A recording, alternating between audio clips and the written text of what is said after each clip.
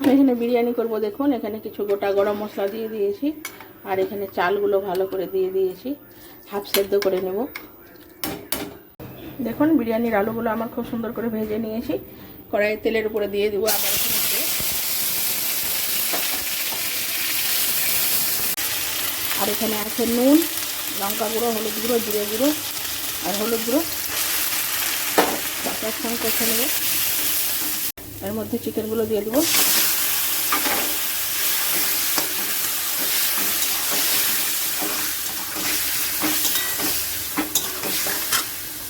এখানে পেঁয়াজটা আগে থাকতে ভেজে রেখেছিলাম, পেঁয়াজ ভাজাটাও দিয়ে দেবো। খুব নেড়ে চেড়ে ভালো করে কষে নেব। আমি এবার চিকেনটাতে জল ঢেলে দিচ্ছি, তারপরে আলু ভাজাগুলোও দিয়ে দেবো এর সঙ্গে।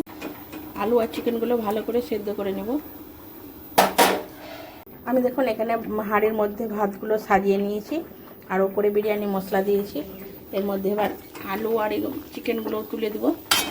দেখুন চিকেন আলু ঝোলটা অনেকটাই সাজিয়ে নিয়েছি। এখানে কেওড়া জল আর আতর জলটা দিয়ে দিচ্ছি,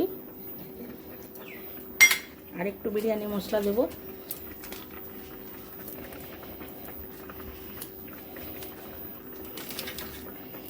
তারপর ভাতগুলো সাজিয়ে দেবো একবার।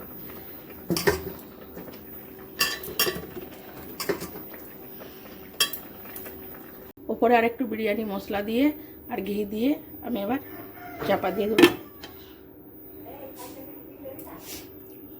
লো ফ্লেমে 10 মিনিট রাখবো।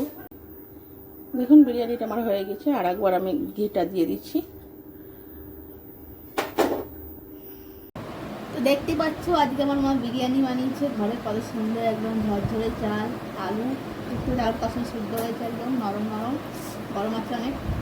আর মাংস দিয়ে এবার খেয়ে দেখি কেমন হয়েছে।